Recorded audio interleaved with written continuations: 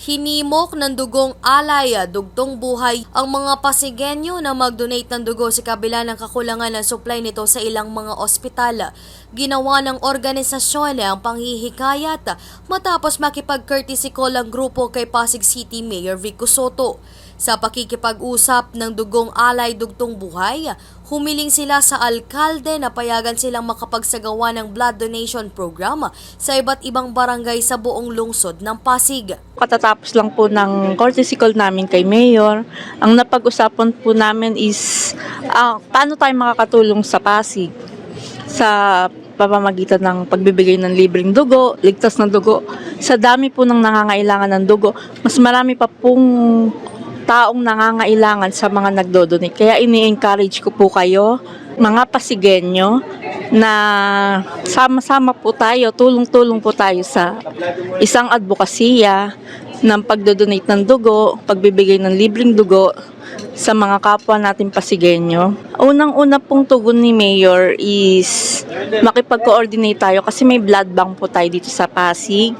Ngayon po, magsaset po kami ng meeting kay Ma'am Mayla sa Pasig po para po tuloy-tuloy po yung pagtulong natin.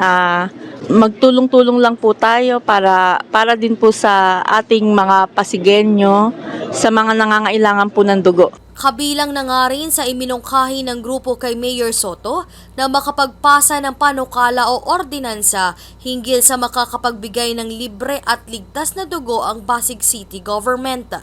Sa kabila nito, positibo naman ang sagot ni Mayor Vico Sotto at pumabor sa inisyatibo ng naturang organisasyon. Ang naging laman po ng courtesy call po natin ay ang pagpupropose kay Mayor Vico Sotto ng isang ordinance kung saan makakapagbigay ng libre at ligtas na dugo ang Pasig City Government.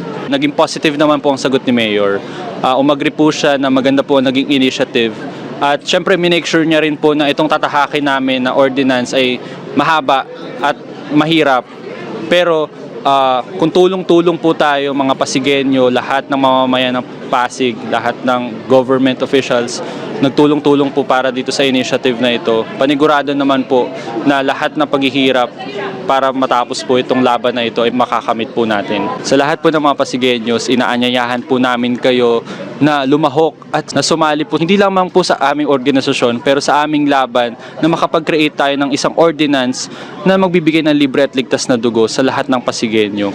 Dito po nagsimula ang Dugong Alay Dugtong Buhay sa Pasig, ang hometown ni Tito Nap Marilag. Kaya maganda rin po na dito natin simulan ang isang lungsod na kung saan nagbibigay ng libre at ligtas na dugo sa lahat ng mamamayan.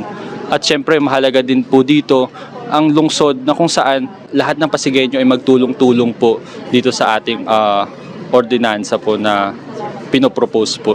Sa datos ng Philippine Red Cross, aabot sa 500 pasyente ang kailangan o mabigyan ng dugo kada araw.